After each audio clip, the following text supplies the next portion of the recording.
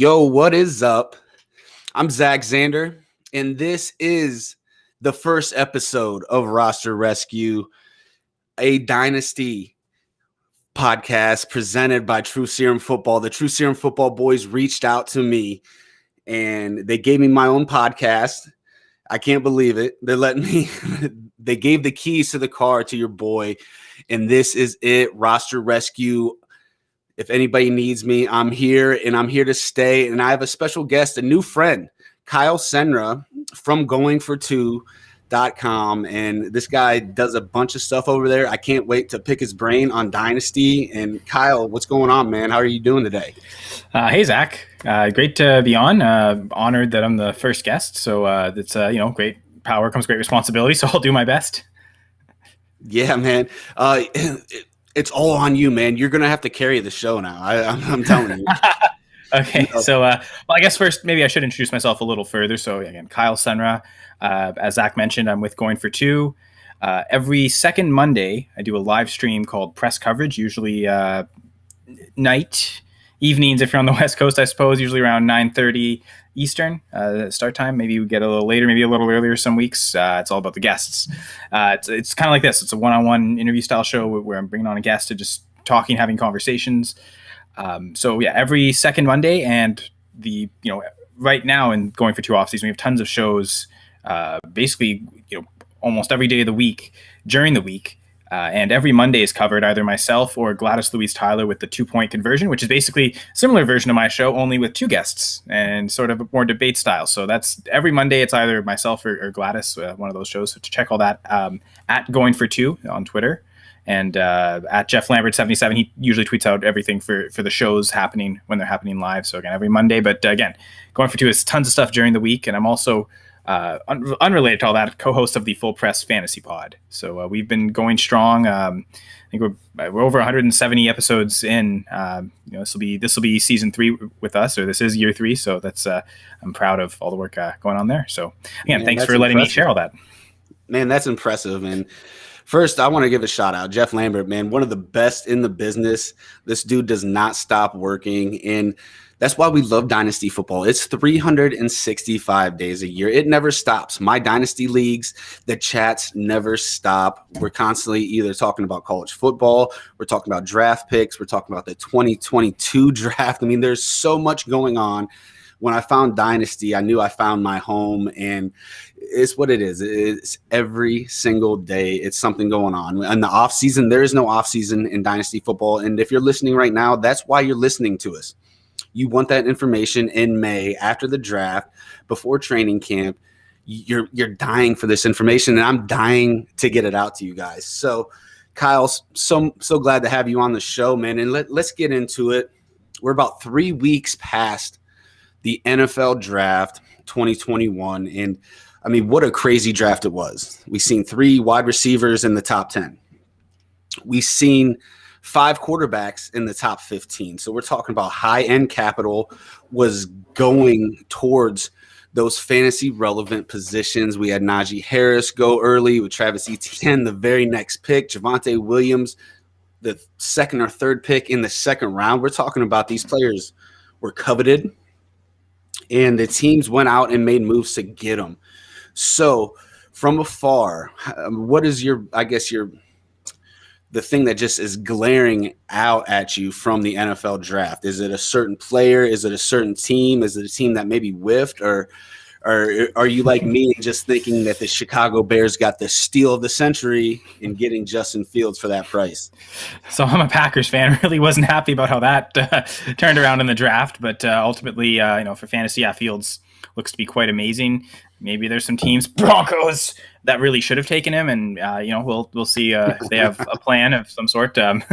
But the one thing I kind of took from this draft is, for a lot of skill position players, while there's some capital there, I didn't think the landing spots were all particularly that great. So now what we're going to rely on less than finding the perfect landing spot is, again, the draft capital, but profiles going in and production going in. So there could be some disparity. And actually, for a wide receiver, one of the first round wide receivers, I think there's a good landing spot, but everyone's viewing it as a negative landing spot. And I think it's maybe one of the better landing spots for certainly wide receivers in the first round.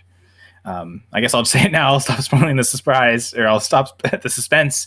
And it's Rashad Bateman, actually. I have him as rookie wide receiver 3. I know it seems like he's fallen quite a bit, although I have seen rookie drafts, Superflex rookie draft, one where he went 108 as the wide receiver 2. So clearly Bateman still has his fans. That's about the earliest I've ever seen him gone so far, both in drafts I've been, but also drafts other people are posting. So that seemed to be kind of an exception, usually early second round. But ultimately...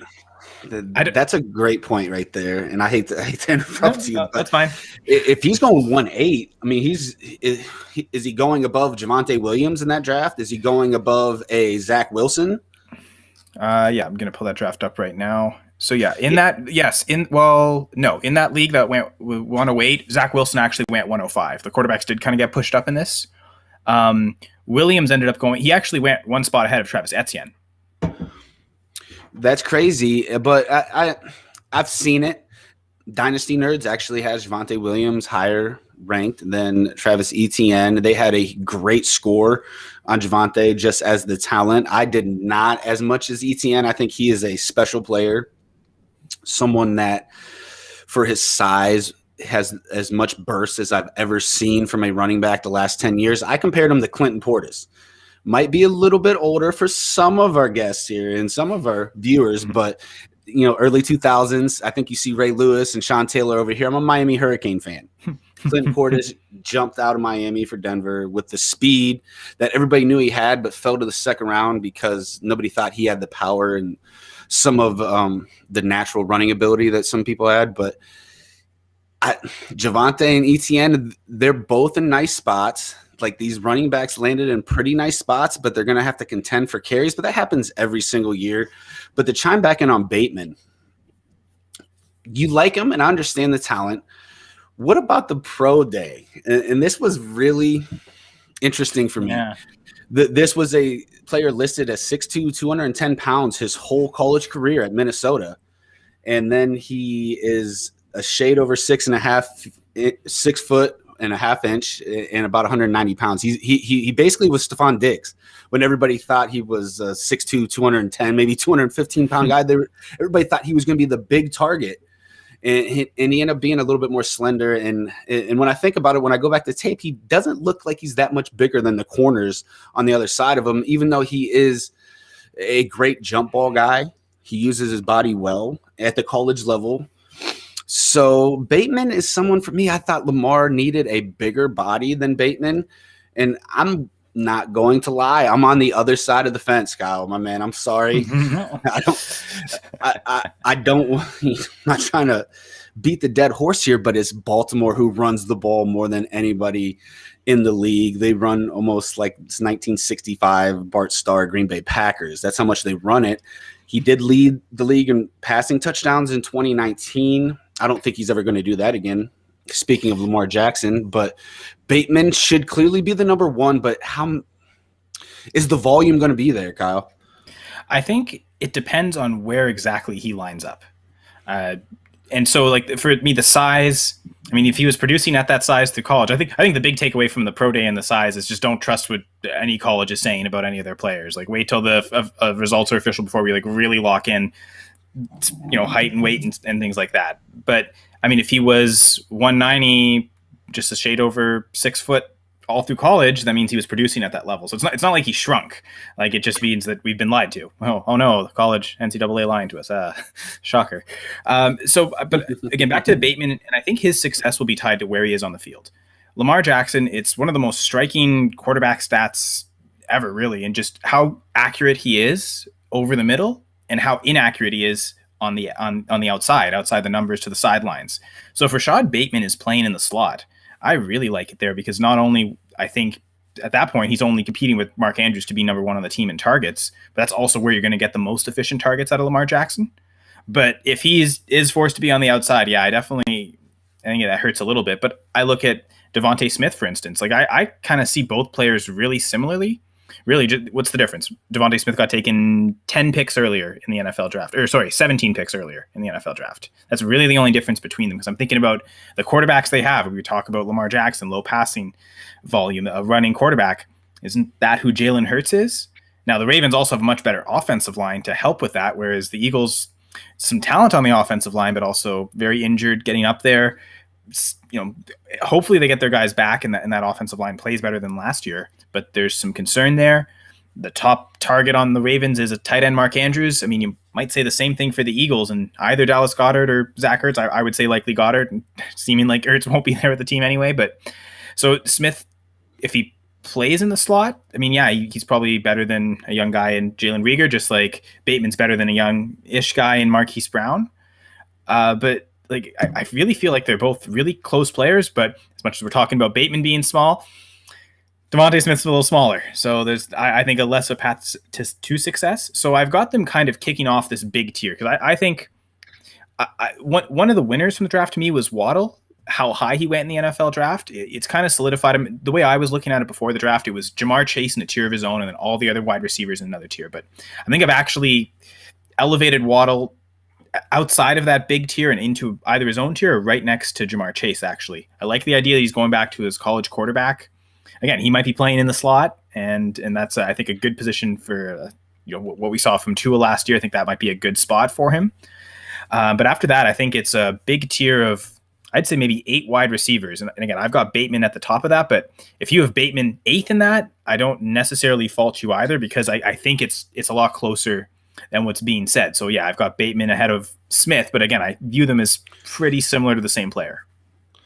Yeah, I have to chime in on Waddle. 5'10", 175, 180 pounds. And then we're talking about a 6th gear that we've rarely seen, even at the NFL level. With the ball in his hands, I'm not sure if I've seen anybody faster except Devin Hester when he was with the Chicago Bears. This dude is electric. Now, electric doesn't always equal fantasy points. Now, in real life, I love him. Amazing player. I don't think he should have been the 6th pick overall. That was very surprising to me. I've seen him more in the teens or in the 20s because he was coming off an injury and he's 5'10". He's not someone that's going – I know Tyreek – everybody said, oh, well, Tyreek plays on the outside. Tyreek does this. Tyreek does that. Now, Tyreek is in a class of his own. We've never seen a guy that fast, that quick, that elusive, that could run those precise routes on a offense with Patrick Mahomes and Andy Reid. Tua is not Patrick fucking Mahomes. I'm sorry. That's not going to happen. So – he is his college quarterback, but when Tua was there, Waddle was basically the 4th guy there. He was more or less the kick returner. And I think he's going to be used more in that role with kick returns, reverses, screens. You're going to want to get the ball into his hands quickly. And they also have Will Fuller there. So the direct success, I'm not sure. Rookie season, I'm really worried about him being a fantasy asset at all. And going forward, yeah, he's got all that talent. I like my alpha receivers a little bit taller, a little bit bigger. The explosions there in real life talent is amazing. His fantasy talent, I'm a little bit more down on him. He's more in that Ruggs-Reagor category for me. Now, Devontae Smith, I'm going to be on the other side of the fence too, and I hate to go against you, Kyle. Well, it makes for good compelling television. This is what we're here for. You don't want to hear yeah, you're exactly right. And then, 35 minutes of blank. Devontae, I think, is a different guy. He can get off the ball on the outside. He can play in the slot. He can do all the quick passes. I mean, they had him everywhere at Alabama. He was doing it all when Waddle was injured. And I go back to his 2019 tape, burning Stingley in that LSU game. I mean, the top corner in the league. He would have been the number 1 corner in this draft, and there was 3 of them in the top 11.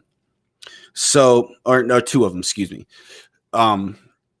So Devontae Smith just didn't emerge in 2020, guys. This guy caught the national championship winning touchdown pass all the way back against Georgia his freshman season.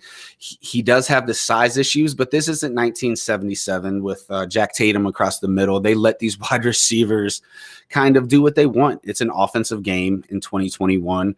I'm not worried about him getting smashed, and he's plenty tough. I mean, you've seen it in the SEC.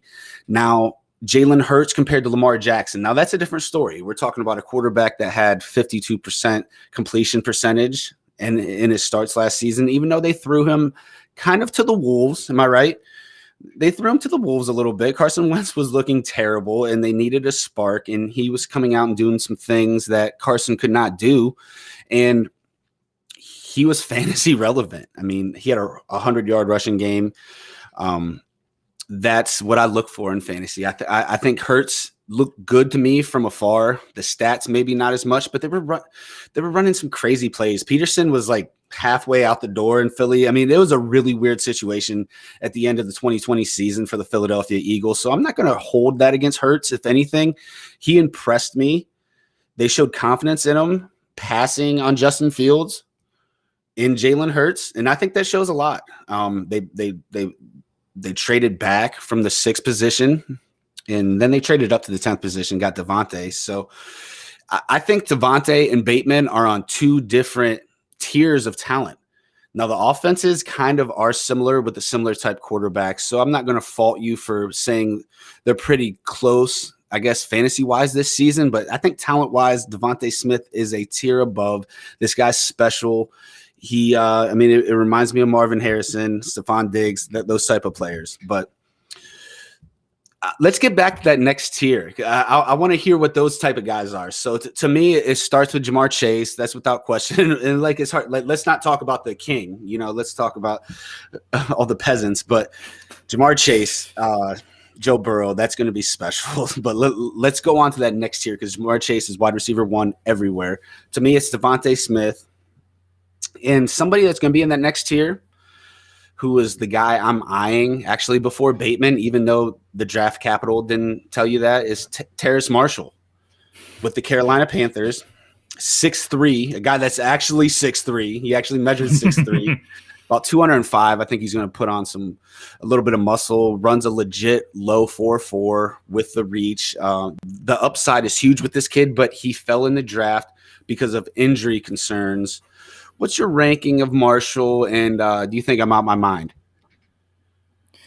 Yeah, so I've got him at wide receiver 7, but again, that's the same tier as Rashad Bateman. So like 3 through 7, I could even add a couple names after Marshall, but that's all, again, one giant tier for me. Like everyone could kind of move pretty freely. What I'm trying to do is not make a choice. I want to trade back, gain value, and take who's ever cheapest in that tier, really ideally.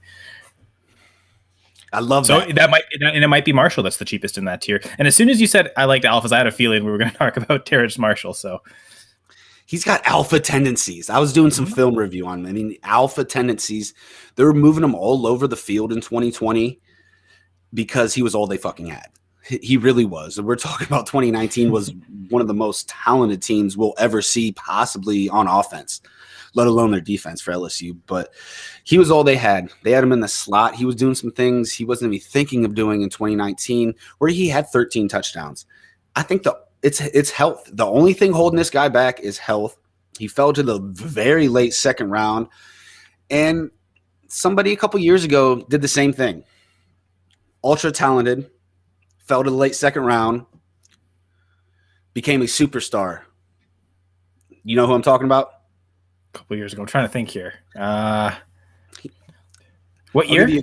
I'll give you a clue. He has muscles like he's Batman. Oh, wait. Did DK Metcalf have injury concerns? Absolutely. He had the neck injury, and he also they thought he might not ever play ever again, which obviously was a joke because this dude became a superstar, and I'm getting some of that same feeling. He falls to the Carolina Panthers, which I think they're one of the most underrated teams that's just going to come out and maybe prove a lot of people wrong this season. I'm very high on the Carolina Panthers. I'm not the biggest Darnold fan, but they're going to have some weapons. I think their defense is stellar. Watch out for the Panthers to win a lot of games this season, and watch out for Marshall to be the guy on the other side from DJ Moore. Robbie Anderson, we know what he is. Let's not get fooled by Robbie Anderson. He's a strictly a speed guy who jumped out last year, and everybody thought like, oh my God, he's a wide receiver 1. But no, at the end of the year, the stats weren't that impressive. Now, Teddy Bridgewater kept 3 fantasy relevant players, which is amazing because they weren't scoring any touchdowns. But it was a lot of dinking and dunking, which I think Matt Rule was sick of. Darnold's a little bit more of he's going to take some chances, and they have some weapons. So Marshall's that guy that in 2 years he might look like he should have went a full round earlier, which I think he should have. And I mean, I still think that'll be really concentrated. Like whoever's the wide receiver 3 in that offense will still probably get a ton of targets because, like you said, it wasn't a huge touchdown rate for any of them, but they just all caught a lot of passes. And so I think I do wonder who plays the slot. And I'm always back to the slot receivers, but it seems like Sam Darnold's been someone where the slot receiver has always been the most productive receiver, whoever he's had. There were years where that was Robbie Anderson. So if he is in the slot, I actually do quite like him there. But like you mentioned, Marshall moves around. If he ends up in the slot, maybe they want to make life easier for him as a rookie. I think that's huge too. So there is definitely potential there with Marshall, even this year, really. I could see all 3 of them moving around. I really, they could be multiple. I'm not sure if that's, and it goes back to a little bit of the offensive coordinator in Carolina right now. It's Joe Brady from LSU in 2019, he turned Joe Burrow into a Heisman Trophy winner. Like, are you kidding me? So I feel like he handpicked Marshall, and I think they got a steal. But he's not the only one in that tier. So I'm gonna try to guess the couple guys that you're going to have in there, and it's not going to be much of a guess. It's going to be the Elijah Moores. Waddle's going to be in there somewhere. And Elijah Moore was a guy I had to, I guess, creep up on him a little bit. I didn't love him. I was always too small. And I'm watching the tape, and I'm like, oh, wow. But, okay, it's Ole Miss, and they kind of just, they were scoring 40 points every game. But actually got into the tape. Elijah Moore is a very skilled wide receiver. He goes to the New York Jets. Zach Wilson, Jamison Crowder, Denzel Mims, Corey Davis. Like, wow, they actually got some weapons for Zach Wilson. What are we thinking about Elijah Moore fantasy-wise? And he could be a guy that, him and Crowder, one of those, Crowder's not going to be there for much longer, and he's going to be the slot guy there for sure. So Elijah Moore, I like him. And where do you have him ranked? So, yeah, I've got him among rookies. I have him at wide receiver 5. Again, 5, 6, 7, Moore and Marshall. Again, especially that group, I think you can flip it in any order. So one day I might say Marshall. One day I might say Moore. I think it's all really similar, kind of crowded. I suppose Elijah kind of has the edge. A, he was drafted first. It says something about the Jets, at least how the Jets view him. But B, in terms of like the talent surrounding him, I don't think Corey Davis, as much as his profile coming from college was amazing. We thought the world of him. That was 4 years ago. But Corey Davis now, I don't think we view him as quite the same tier of talent, certainly as a DeAndre Hopkins or a DJ Moore. So in that regard, Elijah could climb up the depth chart quicker than those two, and I think ultimately that's why I have him ahead. But again, super close. Marshall's probably the most versatile in that it does seem like a lot of these receivers are kind of destined. They'll be best in the slot. Almost everyone we said about Waddle, Bateman, both Moores. Marshall's maybe the one exception to that where he can succeed on the outside. So I can see you said you have him at wide receiver 3 for the rookies. Man, I just took him ahead of Bateman. I know you're gonna kill me, but it was about 2.6, and that's pretty good though, because I'm trying to see. I've seen Marshall, like where he's gone in drafts, that seems like this is the range. I'm seeing a lot of 2.3, 2.5, so 2.6. Technically, it's a bit of a value. I mean, Bateman was there, and I had it. It was one of those I hadn't put it in ink yet. My rookie rankings, like it's Dynasty. My league wants to draft the rookies as the draft is happening. Sometimes, I mean, we're just degenerates, and I love it. I can't wait till the season starts. But it was one of those where I really didn't put it in ink until I was on the clock with both players there. And then you know how you feel for sure. Then you really, it tells it's the True Serum. Like I said, I'm sponsored by True Serum Football, and being on the clock, it gave me the True Serum. Where I was like, who can I not live without?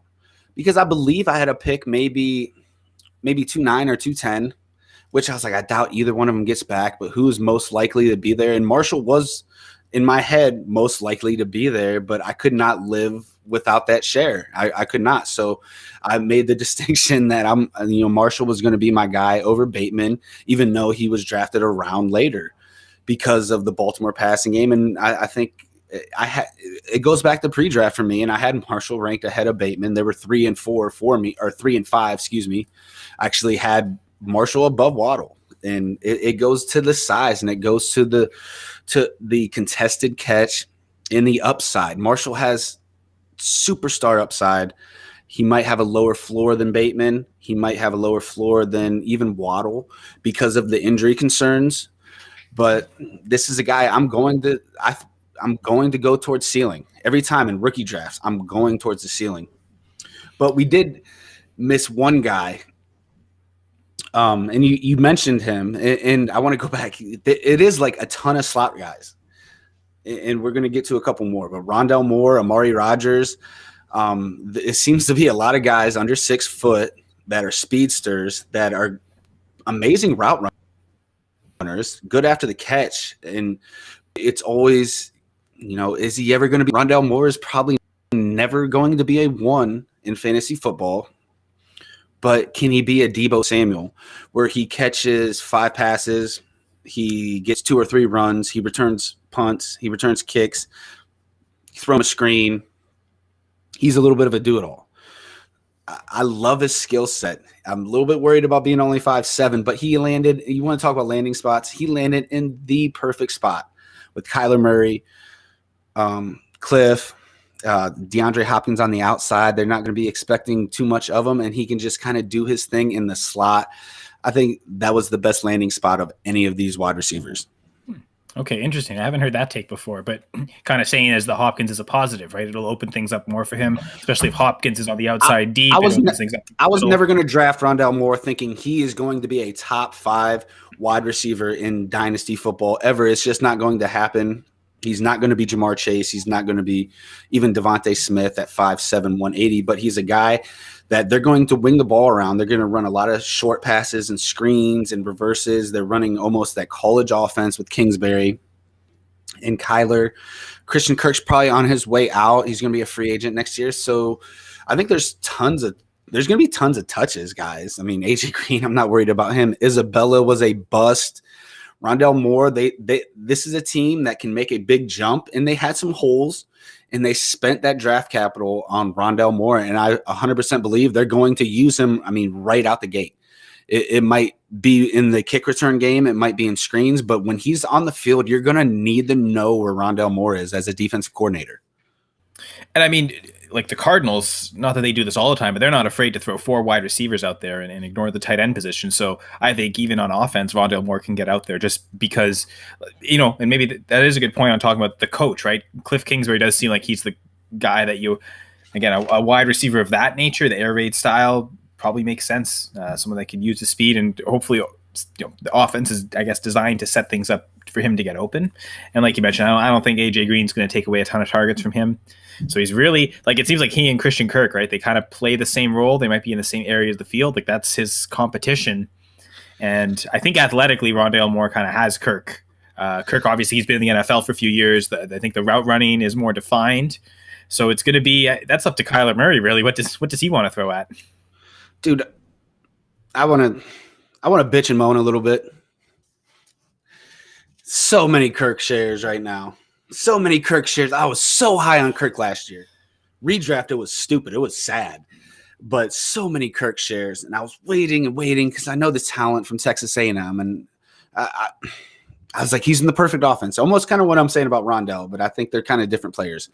Kirk is more of a down the field route runner. But I have so many Kirk shares right now, and he's going to be on his way out. I can't see them retaining him after this season. He could even be a trade partner because he has talent. I think he needs a new place to go play. I don't know. You mentioned Corey Davis. I was never a Corey Davis fan, but sometimes even though he had a breakout season sort of last year, it is time for him to find a new home. Let AJ Brown be the alpha down there. So Rondelle, I'm a big fan.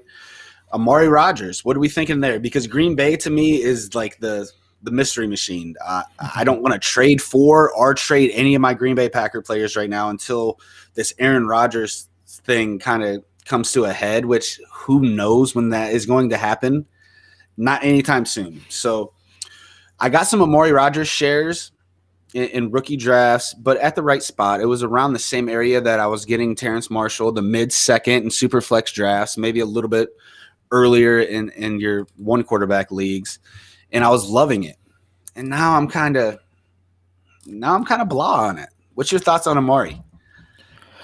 So I think in the sense it's a really good depth chart for a wide receiver to be in. Not so much this year, but next year, because they literally had no one. Like Devontae Adams is the final year of his contract. Marquez Valdes-Scantling, this will be the final year of his rookie contract. Alan Lazard, he signed a 1-year extension as an RFA, so he'll be an unrestricted free agent next year. Robert Tonyan, the same thing as Lazard, 1-year extension. They just kind of wanted to push it to next year where they feel like they can get more money. So suddenly the Packers depth chart for wide receivers, but just receivers in general, is super barren. I mean, really, it's Amari Rodgers and the tight end that they drafted last year, Josiah DeGuara, who's played 2 games in the NFL, coming off a torn ACL. So like, it's especially next year, it's a super viable spot to be on. I've got him so after Marshall, I think that's kind of where that tier break is, and then probably starts off with a combination of either Kadarius Toney, Amari Rodgers, Diami Brown. One other player I'd really like to talk about a bit too, Amon-Ra St. Brown as well. So I think Rodgers is there, and he has kind of the chance to elevate himself into that second tier of wide receivers, right next to the Moores and Marshall in my rankings, and maybe even further up in that tier closer to Smith and Bateman. So I do think Rodgers has a great opportunity. I know the profile wasn't necessarily the greatest, late breakout age. There's, some concerns there. But ultimately, the one thing, though, is, okay, so maybe, Rondelle Moore, similar-ish body type to Christian Kirk. Like you said, their skill sets are different. But for Amari Rodgers, he comes to a team where his body type is unlike any other receiver they have on that team. You've got a lot of big-bodied, fast guys, MVS, Lazard, Adams. Adams could do everything, but Amari Rodgers kind of seems like tailor-made for the slot role in a Aaron Rodgers offense. We've seen Randall Cobb get like the most you possibly can out of a slot receiver. Again, thanks to catching passes from Aaron Rodgers. So you took the words right out of my mouth. When he got drafted there, that's Randall Cobb. Apparently they know each other, or it was something like Randall Cobb had... I think Amari Rodgers' father trains receivers, and he trained Randall Cobb when he was in high school. Wow. And so Amari and Randall kind of know each other, and I guess that Amari Rodgers' dad kind of said, like, yeah, especially after he got drafted by the Packers, he reminds me of Randall Cobb, like very similar skill set, and so coming from that same background, so there's maybe a bit of connection there between the two more than just they're on the Packers. I want to bring up what you said about breakout age for not just for Amari Rodgers. I think it's a little bit of an overrated analytic stat. It needs context, like everything. It needs a ton. And okay, Rondelle Moore. Let's talk about breakout age. True freshman. He had an amazing season. Was a first-team All-American. Amari Rodgers was sitting behind T. Higgins and Justin Ross and all these players, and he had to wait his turn. So because you play on Clemson compared to Purdue, is that going to mean your breakout age makes you that much of a better player? I don't know. Now, when somebody breaks out at Clemson, like Justin Ross did, even we're talking, a player that was injured, I was obsessed with Justin Ross after his freshman season. He didn't look as good as sophomore, but at Clemson, he had to go against, 5-star after 5-star after 5-star recruit when Rondelle was, the only thing they really had that was close to NFL talent to get the ball to. So I think it's an overinflated stat that's used a little bit too much, talking about different players at different situations. I don't see its relevance all the time. Like Najee Harris, we're talking about someone that came in as an older player, his true freshman season. So are you going to use that against him? I don't know. He was barely used his first 2 seasons. So the mileage talk, right? He's old. He's had a lot of mileage, but has he actually gotten those carries? He's coming in. And I use that into the NFL also. Kenny Gallaudet is going into his 5th season, but is the same age as Allen Robinson, who has 2 more years on him. And yeah, wide receiver might be a little different, but no, like, okay, I want to know about snaps. How many times is he getting hit? How many times is he taking brutal, piles and all that good stuff? So I hate it. I fucking hate it. I hate the breakout age. I really do.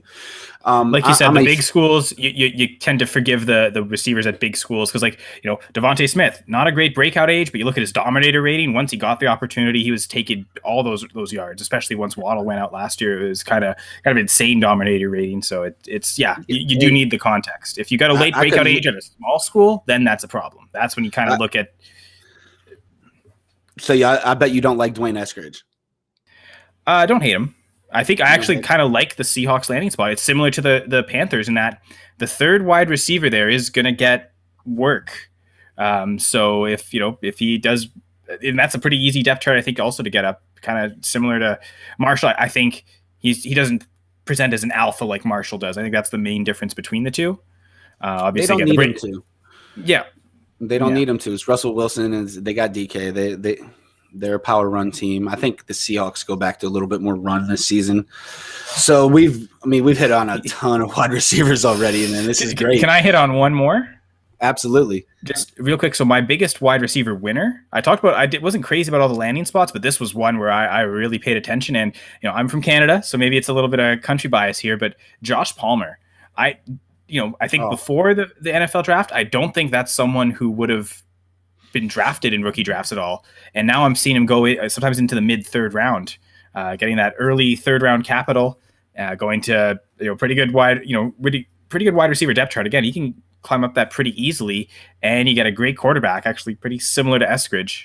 So those are two guys that I think are maybe a little higher on than consensus, so to speak. I want to put my my Nostradamus hat on. Mike Williams is going to be gone, and Josh Palmer is going to step into that role. I love it. Roster rescue, fans, listeners, go get Josh Palmer. I'm telling you, Justin Herbert will love this guy on the outside. He will be a red zone factor right off the bat. Keenan Allen's 29, guys, and he's injury prone a lot. We're talking about a guy you could get damn near for free. He could be their number one in 2 years.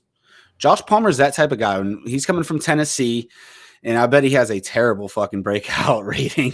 I'm not even going to look into it, but I don't. Well, you need to get a breakout age. You need. I don't even think he has one because you need a 20% dominator rating to get a breakout age. I don't think he produced enough to get that, to be honest. Yeah, I didn't find him until early in the SEC season in 2020, and it's for a terrible offense in Tennessee. And I seen a guy out there he was bodying corners and making contested catches. And I had to dig into him, and he has feet. He gets where he needs to be, and this is a guy that knows how to fend off corners and make tough catches. And with a quarterback like Justin Herbert that can move around and make some things happen, we love what Herbert's going to do. And we're talking about a guy. Who else is there? Keenan Allen, 29. Mike Williams, free agent, and they kind of. I see him as in the mix a little bit. Gradually in 2021, and he's a guy that can step in the Mike Williams role the very next season in a depth chart that is really non-existent. So, give me Josh Palmer in the third all day. I was eating up shares, and I did a campus to Canton draft. It was in February or March. Josh Palmer didn't get drafted. So he was on the first wave of waivers, and I gave 30% of my waiver fab for him, and I was very happy to get him. I thought it was well worth it. And we're talking about a deep league that when he fell there and I couldn't believe he wasn't drafted, I was like, I'm not going to miss on him. I was like, I'm not going to miss on this guy. Go get Josh Palmer. Roster Rescue is telling you, go do this. He's a player that you're going to get for free almost, and he might not ever be a one, guys. Don't get too far ahead of myself, but he's a guy that could be a stable wide receiver too in fantasy just because of the quarterback he plays with and the position that he can win on the outside. We're talking about all these slot guys, and we're finally getting to a guy that can line up on the outside and win. So, we killed it on the wide receivers. The running backs, there's three guys and nothing to me. Big teardrop. Anybody else there you want to chime in on? My running back four, and again, it is a big tier gap between these two former teammates, actually, but to me, it's Michael Carter. I like the tape. I like what he can do from a touch-to-touch basis. It's going to be a lot of high yards per carry, not a whole lot of workload from him. I think that might be the concern. But I kind of see him as, if he's the guy in a committee, he's going to get the most out of being in a third on a third split. I mean, I see LaMichael Pirine, Tevin Coleman kind of used to be that guy, that high speed, high burst guy. I think he's actually probably evolved more to be a better interior runner, which is kind of how he's extended his career. But I think right now Michael Carter's got the most juice and able to get the most in open space, and that Jets offensive line's improving. I know I drafted him in one draft at the 208. I won rookie draft, so you can't be mad at that. Yeah, I was considering him. I had the 204. I ended up trading out of that pick, but I did kind of consider him there.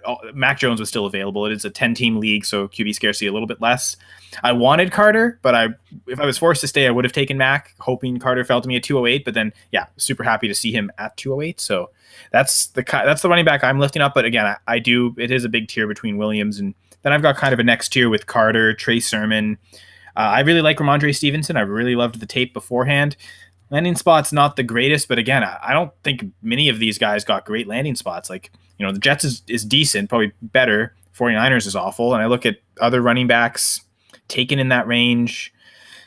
We've got just landing spots: Vikings, Panthers, Eagles, again, the 49ers, the Giants. Like, none of those landing spots appeal to me. So I like Stevenson as, Carter, Sermon, Stevenson is that next three, I think, of the running backs. And the one guy I keep getting in fourth rounds is Larry Runtree from the Chargers, because that to me is a depth chart where the skill set of a goal line back, not to say that he's the best of that. I would have loved it if Ramondre Stevenson went there, but last year they tried Joshua Kelly. Eckler got his attempts inside the red zone. But ultimately they were searching all year for a goal line back. Not to say that Runtree's going to be that guy, but he at least has a better chance than most at it. And if he does get that role, that's a pretty high touchdown role in an offense led by Justin Herbert. You think there's going to be a lot of scoring opportunities there. So I've got him in a couple of rookie drafts in the fourth round. So that the Runtree's kind of my fourth round guy I'm really liking. Last year it was Jermichael Hasty. Less draft capital, but maybe a better landing spot. Got one or two games of him pretty productive, but right. Which, I mean, if you get that with Runtree, that might, as a fourth round rookie pick, that's really all you're asking for. Give me one or two usable weeks, and with a running back, you can kind of see those weeks coming. So I like him, and I've been taking him in a couple spots. Sermon would be my fourth guy, but just because we're talking way down the line. Where all the wide receivers we've talked about, I would draft over Trey Sermon. I don't think the durability is there. He doesn't fit the 49ers system for me. He really doesn't. The fast outside zone scheme.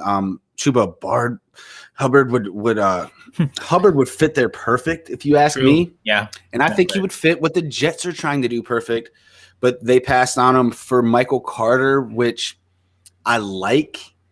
I just don't know if he's ever going to be the guy there. I think he could be productive. I think in real life it might be nice. I just don't know if he's ever going to be the guy. Sermon might have a higher ceiling in San Francisco, but if I throw a dart out, this is what they are. This is what these guys are. I mean it. Seriously, they're darts right now. That's why I draft all these wide receivers ahead of them.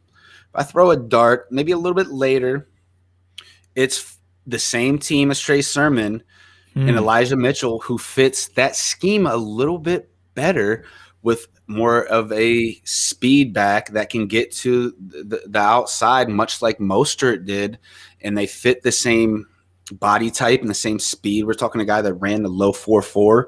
He lost a little bit of weight. He was listed as 215 his whole career, and then he weighed at like 202. But he ran the low 4.4s. Now that's not at the combine, but I go back and I see, okay, I see a guy that if he has the burst, he has the speed. I didn't see low 4.4 speed on tape, but I think he fits the mold a little bit more of what Shanahan wants to do. Sermon's more of the downhill guy that's going to break tackles. Where Shanahan, what does he do? Is he out schemes you, and when he out schemes you, the speed is the variable that you can't contend with. If he has the right play picked and he has the fast guy with the ball, good things happen. And I see Elijah Mitchell being a guy that could actually outproduce Trey Sermon. And I think it's like neck and neck. Like there's a reason. Like they didn't need to draft a running back in the 6th round. And I know it's the 6th round, but they must have saw something in him that they had a very high grade for him, that they were going to bring him in. And obviously Kyle Shanahan likes to use multiple running backs. I think 5 different running backs last year led them in touches on any given day. So it's kind of ridiculous. But these running backs are just – they're nothing to get excited about after the top 3 guys. Yeah. Yeah, it's definitely a big break. You pick your preferences. It seems like Sermon and Carter are kind of locked in as 4 and 5, and I feel like I've seen Sermon go ahead of Carter in most drafts. So I've got the hot take saying Carter at 4, but yeah, it does seem like it's a bit of a gap. You're not alone on that by any means. A lot of people like Carter. I would like Carter maybe in a different offense, maybe with this, maybe like the Texans or something. Like the Jets are kind of bringing the Shanahan offense over there. Yeah. And I don't know if he's the speed type guy they're going to want exactly, but he's going to get some usage. A quick, elusive, strong for his size, but he's only 200 pounds. He's only 5'8". He's not going to be a bulldozer. I can't get too excited. I get what you're saying. It seems like he's going to be, and I would argue with Sermon too, they're never going to be a workhorse. They're always going to be stuck in a committee. I think that's the thing where we can see those top 3 being true workhorses. So it really does gap after massive gap between Williams and I say Carter, but Sermon for most people. But yeah, Stevenson's interesting. I don't like the talent. You like him more than me. I'm not going to hate on you for that because I saw a play or two where I got excited, but 9 out of 10 plays I don't. A guy that I just don't think he has the burst and natural agility, and I don't know if he's as much of a bulldozer as a LeGarrette Blount or something to take that type of role. So I don't think the talent's there. Damian Harris and Sonny Michel, I don't. He has plenty of chances. I think that that's not going to be the problem. It's just the New England backfield, the Bill Belichick. It's the same as the 49ers, right? That's why I kind of have Sermon and Stevenson next to each other. Because it just kind of reminds me of the same guy. It's just, 1 round difference being drafted. 40, just 30, less than 40, 38 picks difference between the two. Like that's not really, there was a much bigger difference between Javonte Williams and Trey Sermon, where they were right. It was about over 50 picks difference. So, all right, we had a player come into the NFL this year like no other. Okay, I know where we're going. And I'm a guy that fades tight ends in Dynasty. I fade tight ends in fantasy. I want to go find Darren Waller for free. I want to go find Mark Andrews for free. Yep. Even Jordan Thomas for free.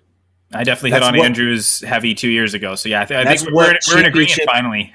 Yeah, that's what championship teams do in Dynasty. I've just seen it. Like spending a bunch of capital on tight ends never works. But then here comes this guy who's a fucking transformer at 6'6", legit 4'5", low 4'4", who knows, with the longest arms recorded for a tight end, I think, ever at his pro day. A absolute freak.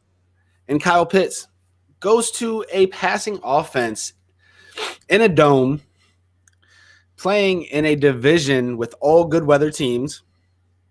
Also another dome involved. So Atlanta plays 10, 11, 12 dome games every single year. We all know the fantasy stats compared to New England in December and Atlanta in December. We don't have to, that's not even an argument. An amazing situation. Even if Julio stays or if he goes, Ridley, Matt Ryan, they're going to throw the ball a lot. No offense or no defense. High octane offense. Kyle Pitts, where is he going for you in super flex drafts? Well, and this will come down to scoring settings particular, because there are settings where the tight end will get pushed up. So I've got 2 examples, 2 12-team leagues. And Pitts went similar range in both, but kind of how I view where he went changes completely. So one team is, just a 12-team PPR, start 10, 2 running backs, 3 wide receivers minimum, 3 flex spots, so more standardized. Another league that's half-point PPR, but tight ends do get a full point, so a bit of a tight end premium there. And the starting lineup requirements are 1 per position and 6 flex, so I kind of call that hyperflex.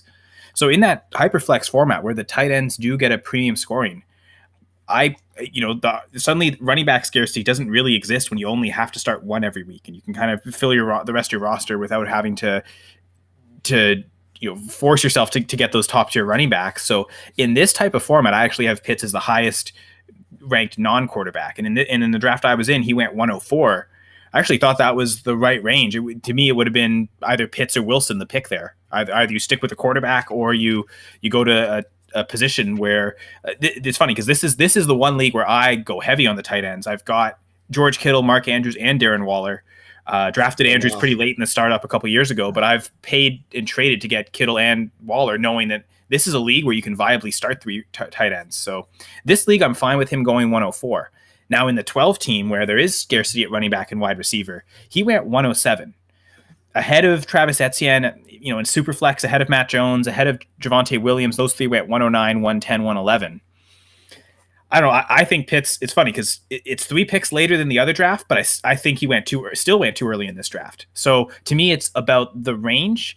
That being said, though, knowing that right now Pitts' trade value is insane, almost to the point where it almost forces him to get pushed up in rookie drafts. You take him just because you can flip him for so much. I'm starting to buy into that strategy. So now that I've thought about it, him going 107 is actually fine if the play was to flip him right away, or flip him before the season, flip him before he maybe fails to live up to those huge expectations. Now, it seems like people are so high on him that even if he doesn't have the greatest rookie season, he'll still maintain value. Although I know in this league, I've got Noah Fant, and I have not been able to ever recoup value since taking him in the first round. So, I would say if I'm drafting Pitts, it's to trade him immediately. Otherwise, he's not someone I necessarily want to roster heavily going into this year. That's so funny you said that, man, because I'm at 1-8 in a tight end premium league, Superflex, and it was him or Javonte, and I actually and I took Najee Harris. And I made some moves. My running backs were looking good, and it was tight end premium. I had nobody at tight end. Gerald Everett was my starting tight end, who I'm actually high on, by the way. But anyways, it was a pretty easy decision for him over Javonte Williams. But it was kind of a team need. Running backs were there, but it was tight end premium. Now, it's the only tight end premium league I play in personally. It's 0.15 per reception. So, there's a big difference in there. So, I took him and was very happy with it. Now, George Kittle. Go ahead. Sorry. The George Kittle owner of the league kept pecking at me. And he's like, all right, let me give you Kittle for Pitts. And before the draft and everything, I was like, oh, Kittle, Kelsey, Pitts in Dynasty. And I'm like, no. I was like, no, Pitts is 20 years old. George Kittle's 27. San Francisco beats him the hell in the run game. He has injury concerns. He runs like a fucking madman with the ball in his hands. He does not care about his health and his safety, and that's great in real life because you love those type of players. I love rooting for them, even though I'm not a 49ers fan. Big George Kittle fan. He runs recklessly. They block him into the ground a lot. The talent's there, obviously, but I was like, no, man. And he kept pecking at me, and I basically said, well, make an offer, and it was terrible. I rejected it, and then he sent me just a value offer I could not turn down. It was Kittle and Chark for Kyle Pitts, and it was like, how are you going to turn that down? 2 starters for one, yeah. How are you going to turn that down? Because we don't know what he's going to be in the NFL, even though we're pretty damn sure. Mm-hmm. So, and I'm a running back guy. It's running backs. I want the 10 best running backs. I don't care if I have anybody else on my team because you can always trade running backs because everybody needs them. And it was pecking at me a little bit about Javonte. So I felt pretty good on my return. It's just funny that you said you drafted Kyle Pitts to flip because I really didn't. Mm-hmm. I really didn't because I needed a tight end. And the last person I thought that was going to come at me was the George Kittle owner, but that's kind of besides the point. 1-8 is where he went, and now I've heard people call him number one non-quarterback player in Superflex leagues, and I've heard people call him number one in one quarterback leagues. So because of people think having a tight end like Kittle or Kelsey is such an advantage compared to starting a lower level tight end that's just middle of the pack. Hopefully he gets you 10 when you constantly get 20 out of a Kelsey or even a Waller. I don't think like that. Like I said, I want to go find the next tight end for free. That's the way you build superpowers in Dynasty. But Kyle Pitts is a special person in a special place. Just draft accordingly. Yeah, for sure. And again, know what your plan is, right? And I think you wouldn't have made the trade if it wasn't for another tight end. And I think that might end up being the place to go. Draft Pitts.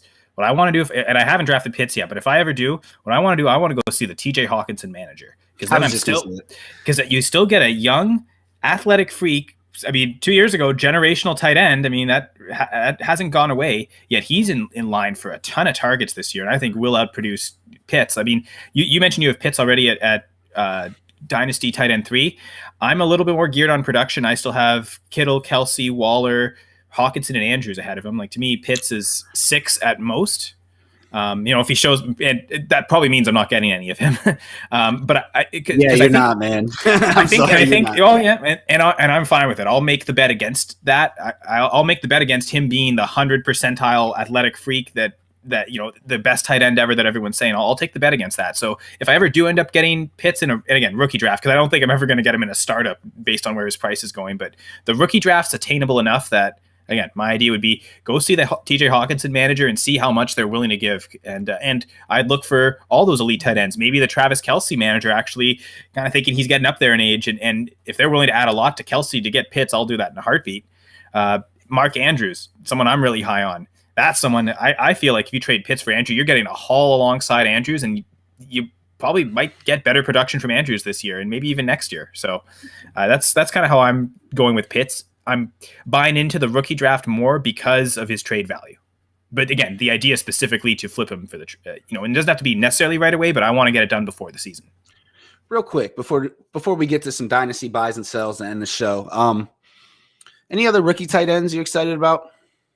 I kind of like Tommy Tremble's opportunity in Carolina. I've got him. I don't have him ranked ahead of Freiermuth. I was pretty close, but I think those are kind of my top 3. I like Hunter Long a little bit too. Like really those first 5 tight ends drafted.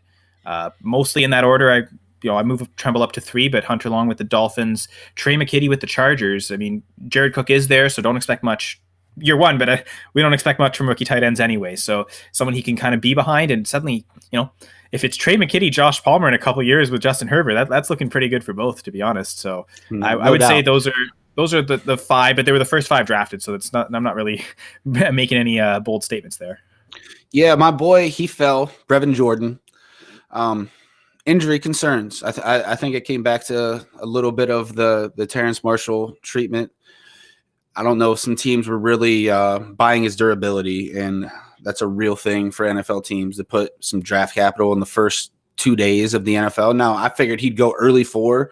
When he fell to the 5th, it was very surprising to me.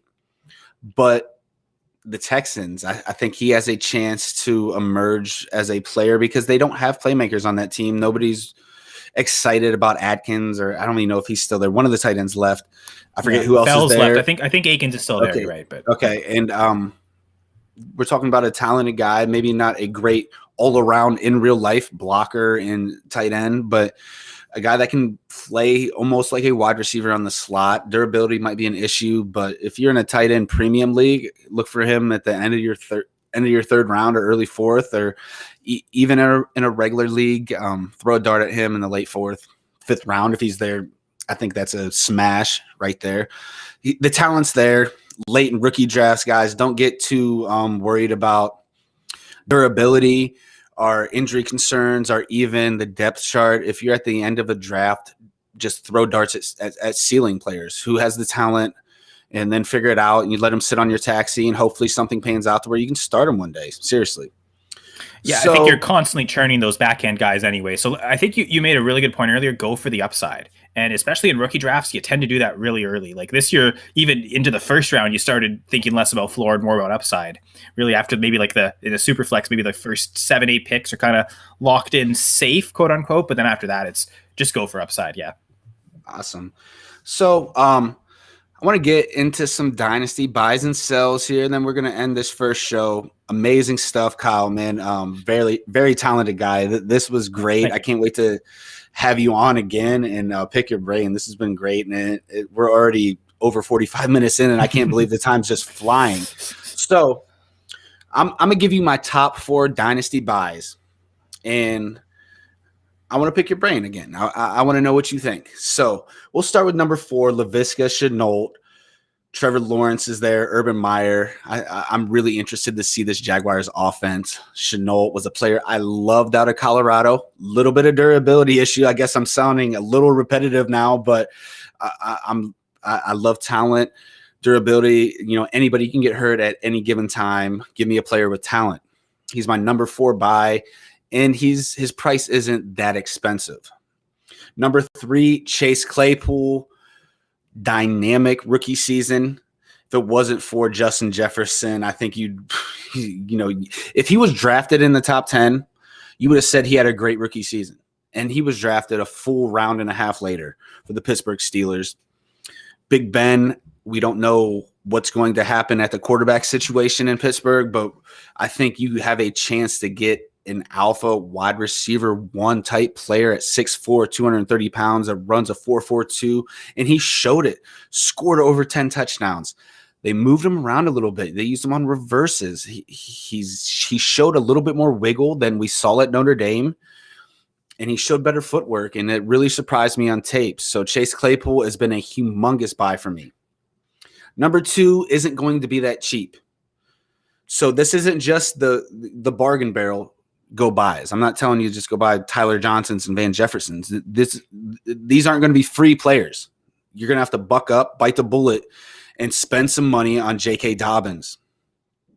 Player that averaged 6 yards per carry on the team that runs the ball more than anybody else. I know Lamar Jackson steals some of those red zone attempts.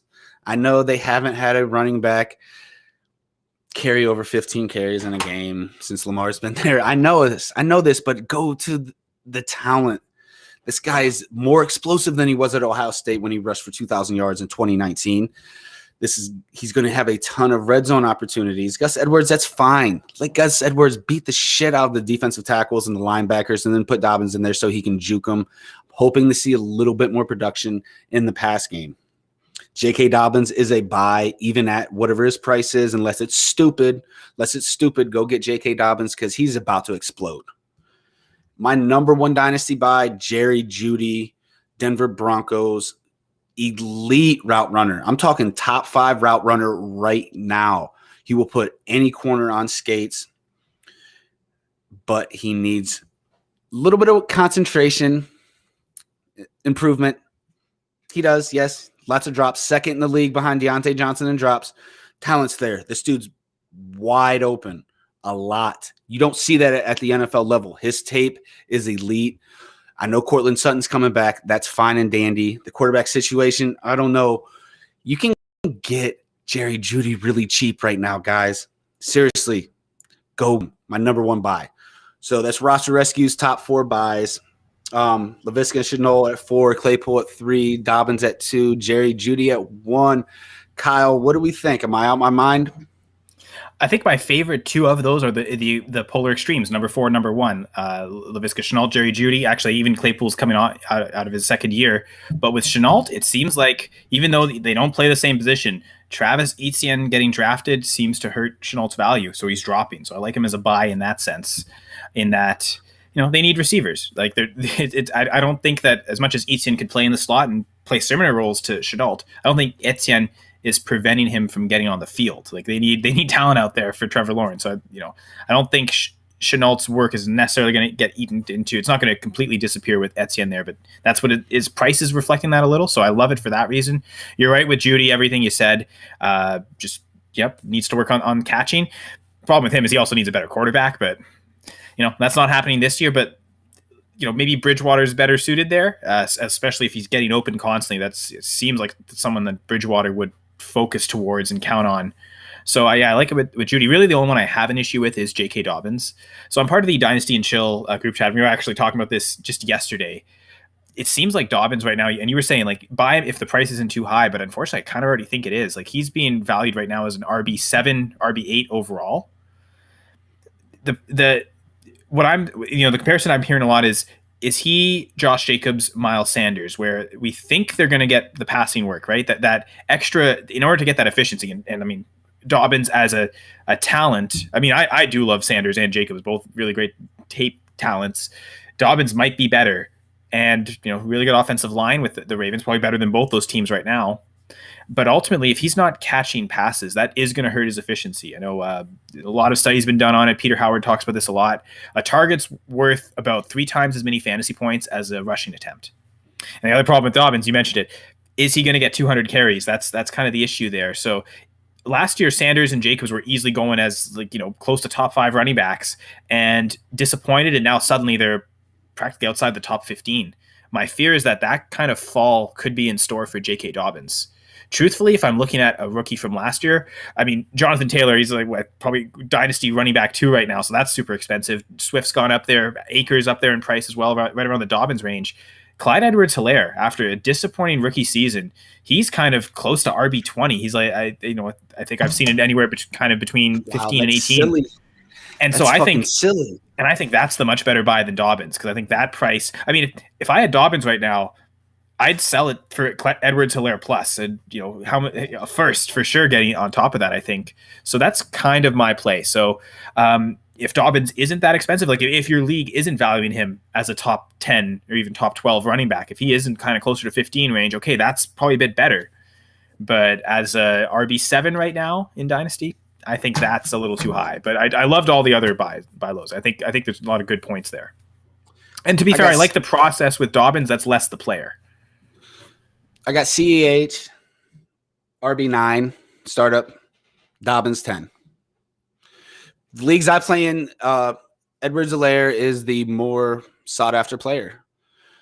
In the startup I just did, Helaire went about 8 picks ahead of him. Okay. But I think they're equal. I really do. I think they're equal. Obviously, I'm a little bit higher. If someone had I prefer Swift at 7, Cam at 8, Edwards-Helaire at 9, Dobbins at 10. So that's like bang, bang, bang, bang, 20-20 running backs back to back. That you can kind of flip them upside down, shake them around, and whoever comes up first. I don't think you're wrong. I really don't. They're all very different. Swift is the guy that's the most talented. He was my RB1 last year by a good amount. Talent for him is amazing. He's almost like an Alvin Kamara clone, but he's not on the Saints with Sean Payton. Edwards-Helaire has Pat Mahomes, Andy Reid, Cam Akers emerged last year. Everybody loves the Rams going into the season, and Dobbins doesn't catch the ball enough, and they spread the ball a little bit too much out to different runners. So my thing is Dobbins is almost a guarantee for 10 touchdowns.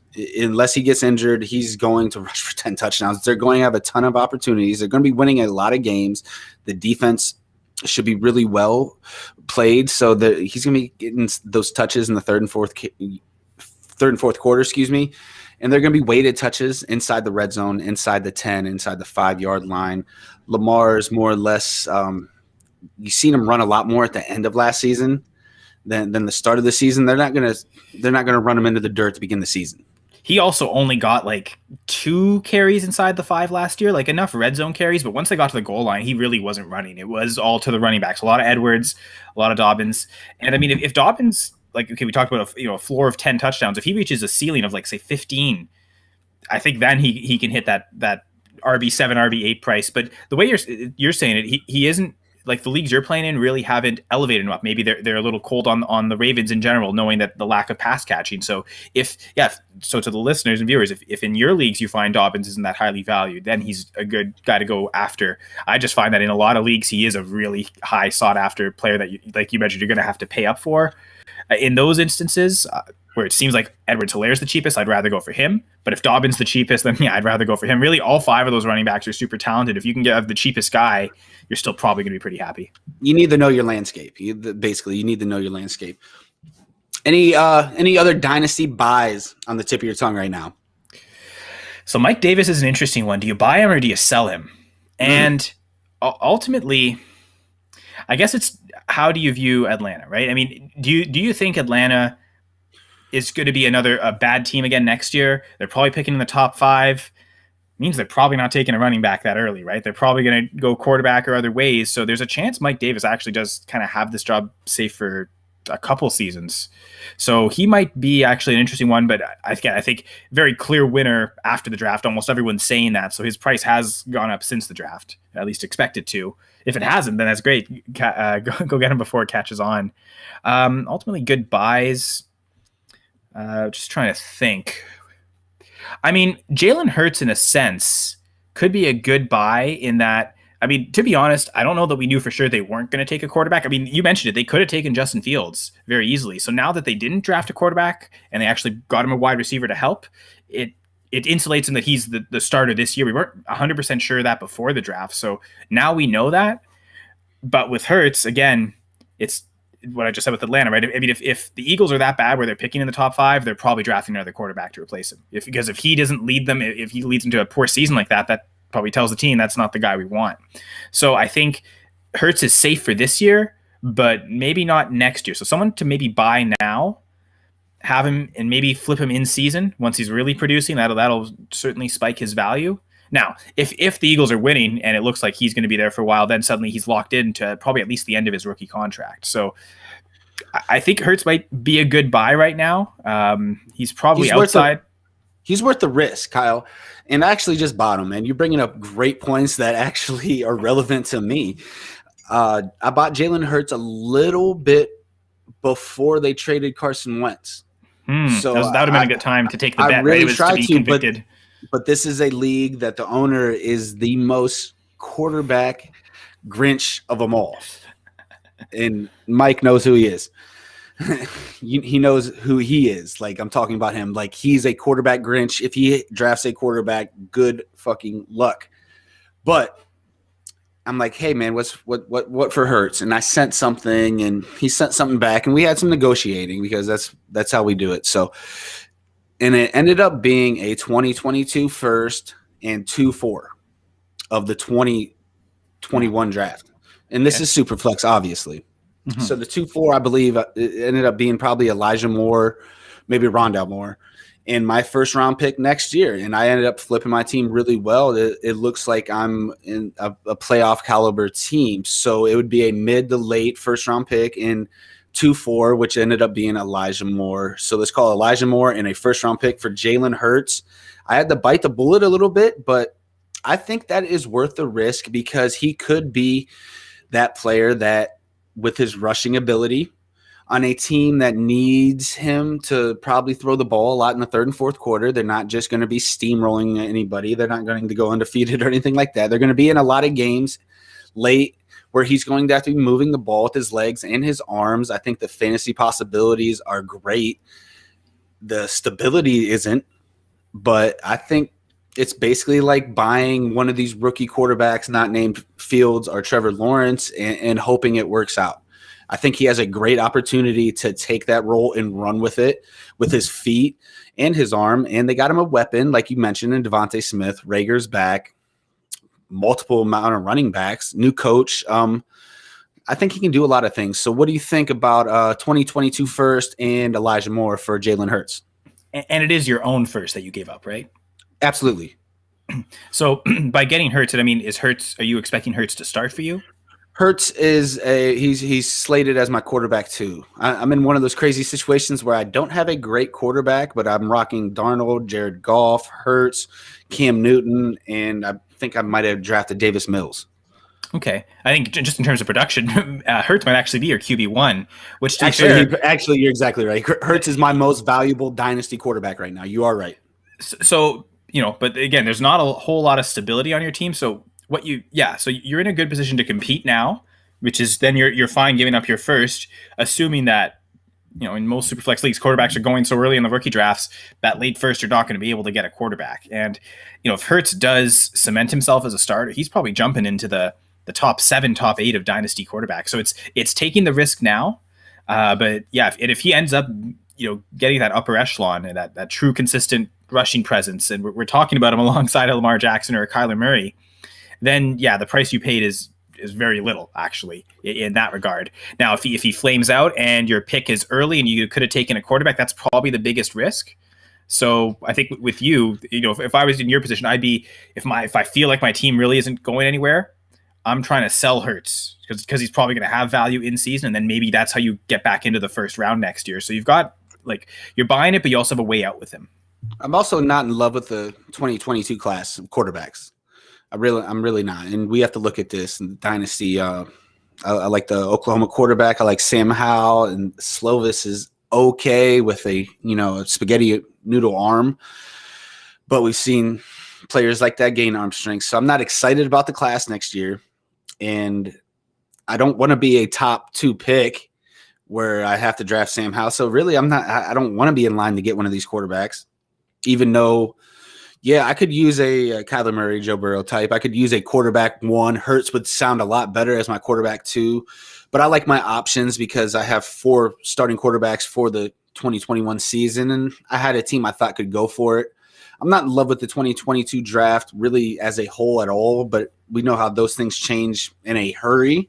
Mm-hmm. But I thought it was worth the risk to go for it and make a play. You're either contending or pretending. So I thought I could contend. So you're either buying or selling. So Real quick, anybody you think should be on your sell list? I'm going to bring up a guy, and I'm not sure what you're going to think. I have no clue what you're going to think.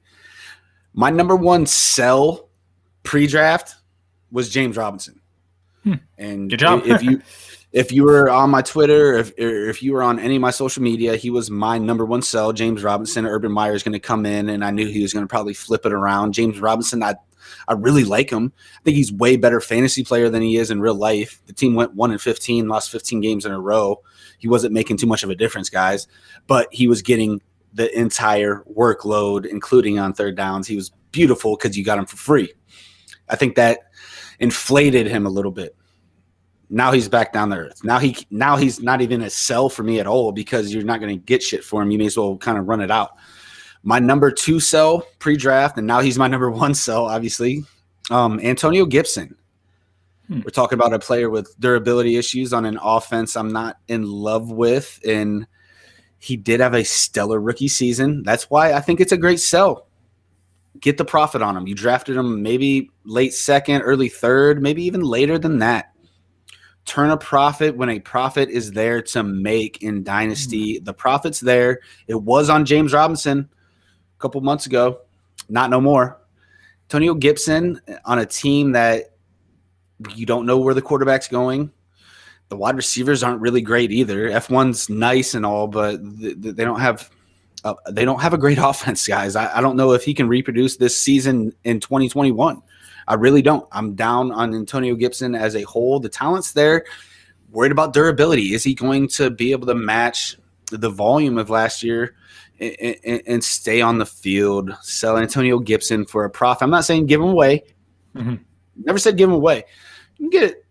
If you can get a player and a first-round pick next year, if you can get a similar player and another pick or a couple players, I turn a profit on Antonio Gibson right now. I think he's pretty close to Clyde Edwards-Helaire in value, and in some instances, you might even be able to get Clyde Edwards-Helaire plus, maybe not too much, but a little bit more added for Gibson. So yeah, I think that's maybe one of my targets to go after is Clyde Edwards-Helaire. Clearly, that's my buy, maybe. But yeah, I think he's in a range where he might actually be considered more valuable right now than Clyde Edwards-Helaire coming off the disappointing rookie season in terms of his efficiency. He really wasn't that efficient at all, but again, maybe his expectations were too high going into it. So now as a result, this far of a fall shouldn't necessarily be justified. So yeah, ultimately I do like the Gibson sell. The talent's there. We're talking a guy that ran like in the 4.3s at 225 plus pounds. I don't see him as like a great natural runner. He's he had a couple big games, a couple not so big games. I mean, he was kind of consistent, kind of the same James Robinson thing, even though they had McKissick in there catching like 10, 12 passes a game, a couple games. I think that was stupid. That was when Alex Smith was in the game and he couldn't literally throw farther than 10 yards. So I think it's the time to sell because people are considering him in the same tier as Edwards-Helaire and these other rookie running backs from 2020 when I don't think he is. I don't think he's there in talent. I don't think he's there with the team around him. I don't think going forward, I think he peaked. Now, I thought Miles Sanders peaked in 2019. He was a huge sell for me too. I don't know if I'm right or wrong quite yet. I'm not sure. That we'll see after this year. But I have the same feeling about Antonio Gibson, and it's kind of like when I forgot the player that you mentioned, Kyle Pitts. I know I'm not going to get him. I have Antonio Gibson as my running back 22 in Dynasty. Yeah, he's not going that far. So I'm not going to get him. Now that's my rankings. That's my preference. Mm-hmm. We're talking Edwards, Alaire, Dobbins at 9 and 10. He's behind players like Josh Jacobs, Javonte Williams, Eckler. He's a guy I don't have a ton of faith in. Turn your profit right now. I'm telling you, turn your profit. I see some durability issues. I don't know if he's ever going to match his rookie season. Eckler is actually a really good one because I think, the idea is we think Antonio Gibson, great pass catcher, right? We're basically hoping he becomes Austin Eckler, where he's getting like 70, 80 catches a year. So maybe that's the pivot. Maybe pivot off Gibson to Eckler, who's viewed as older, on his second contract, but does have some stability there. Good quarterback too. And just talking about quarterbacks, I actually want to stick with Washington as a sell. I think Curtis Samuel. I feel like he got kind of elevated with that landing spot in Washington. And I know Fitzpatrick's done well the last couple of years, but he really isn't that great of a quarterback. I feel like he's kind of being overrated in terms of, like, I remember someone talking about like, oh, the Bears should get him because he's kind of safe and, veteran guy, but he's never been to the playoffs. Like Andy Dalton and Ryan Fitzpatrick got the same amount of money this year. Dalton's proven much more as a quarterback in the NFL. So that was smart on the Bears. Packers fan, right? So I hate it when the Bears make good decisions, but I just feel like Fitzpatrick's kind of an underwhelming quarterback, and I think Samuel's maybe being a little too elevated because of that. Oh, he's going to go with Fitzpatrick, great landing spot. Like you mentioned, I like McLaurin, and I think McLaurin, we've seen him produce with worse quarterbacks than Fitzpatrick. Like for McLaurin, this probably is the best quarterback he's ever had. So I think McLaurin's fine, but I'm thinking Samuel got a bump after free agency, and I don't think he warranted it. So I would say he's a big sell for me. I agree. I love the defense. I think the team's going to be really nice, but I'm taking profit, man. I think in Dynasty, even if you like a guy, if you can turn profit on what you paid for someone, it's never a bad move. It is never a bad move to take a mid-third round pick and get a first-round pick and a player of note. You might be able to do the same with Hurts, just to back to that. I mean, even if Hurts has a good season, I mean, if he does have a good season, but the Eagles aren't winning, that might be a sign to, okay, fantasy-wise, people will see him pretty close to Lamar Jackson, Kyler Murray. You might not have to pay that much to upgrade to them, and yet by the time next year, their prices could be massively different. So that's what you said I would look for to do, you specifically, Zach, but anyone who has Jalen Hurts, in season, once he starts scoring points, that's probably a really good sell window. And what I'm trying to do with is I'm trying to get one of those top 6 quarterbacks. I'm trying to get a Dak Prescott or a Justin Herbert if possible. Dak's probably the most attainable out of that group. So if I can go from Hurts to Dak without giving up very much value or maybe even not much at all, close to equal, I do that in a heartbeat because I think Dak is now locked in. He's got that big long-term contract, and we've seen they need to throw a lot. So he's going to produce as a top 5 quarterback annually. So if you can get Hurts, if you can pivot from Hurts to Dak, I think, like you said, that's like, there's no way you're getting Dak for a 2022 first in the 204. So if you got Hurts with that and you add a little bit to get to Dak, that's a great way to make that profit. Well, let's just hope that Hurts has the same stock up mark. You know what I mean? So, Kyle, this has been amazing. We've gone a little bit over than we expected, but we dug deep into the 2021 draft from all angles of Dynasty.